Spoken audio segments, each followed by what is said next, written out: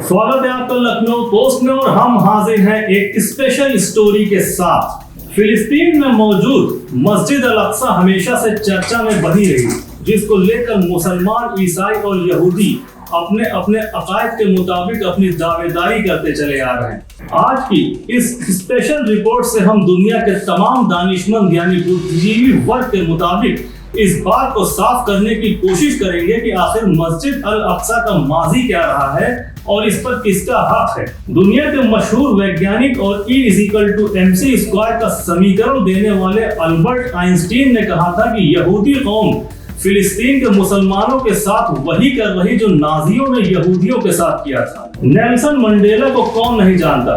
इस मुद्दे पर मंडेला ने कहा था कि हमारी आजादी तब तक अधूरी रहेगी और आजादी का मतलब तब तक महसूस नहीं किया जा सकता जब तक फिलिस्तीनियों को आजादी नहीं मिल जाती। आलम इस्लाम की मशहूर शख्सियत सद्दाम हुसैन ने कहा था कि फिलिस्तीन अरबों का है और इसे दरिया से लेकर समंदर तक आजाद होना चाहिए। राष्ट्रपिता महात्मा गांधी ने कहा था कि फिलिस्तीन उसी तरह अरबों का है जिस तरह इंग्लैंड अंग्रेजों का है और फ्रांस फ्रांसीसियों का है, और ये बिल्कुल गलत होगा कि यहूदियों को अरबों पर थोप दिया जाए। इसी संदर्भ में यासिर अराफात ने कहा था कि फिलिस्तीन वो सीमेंट है जो अरबों को एक साथ जोड़े हुए है और ये उस विस्फोटक की तरह है कि अगर ये फटा तो सब कुछ बर्बाद हो जाएगा। इस बात को तो सभी जानते हैं कि यासिर अराफात के हिंदुस्तान से कितने गहरे रिश्ते थे। सुल्तान सलाहुद्दीन अय्यूबी ने जब फिलिस्तीन फतह किया था तो उन्होंने कहा था कि फिलिस्तीन की जमीन हमेशा अमन और सुकून को तरसेगी। खिलाफत उस्मानिया के सुल्तान अब्दुल हमीद ने कहा था कि मैं इस फिलिस्तीन की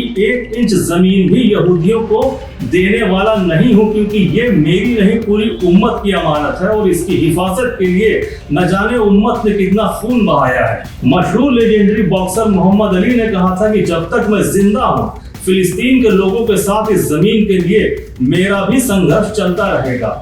ये थी उन लोगों की बात जो दुनिया की अजीम हस्तियों में शामिल है। इनके एहसानात को दुनिया भुला नहीं सकती।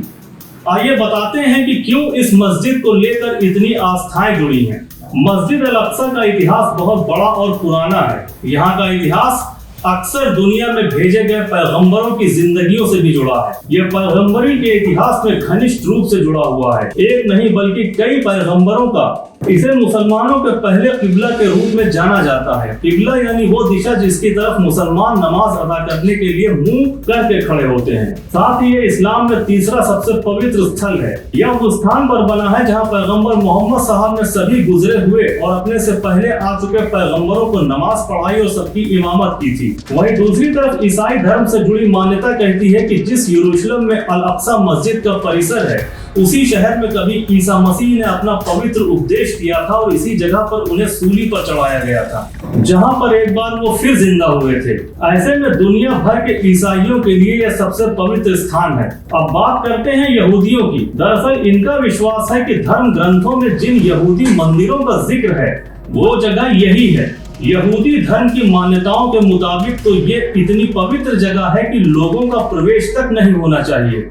इस परिसर की पश्चिमी दीवार को वेलिंग वॉल यानी शोक की दीवार कहते हैं, जिसे यहूदी मंदिर का अंश मानते हैं। तो ये थी हमारी खास स्पेशल स्टोरी बैतुल मुकद्दस के ऊपर।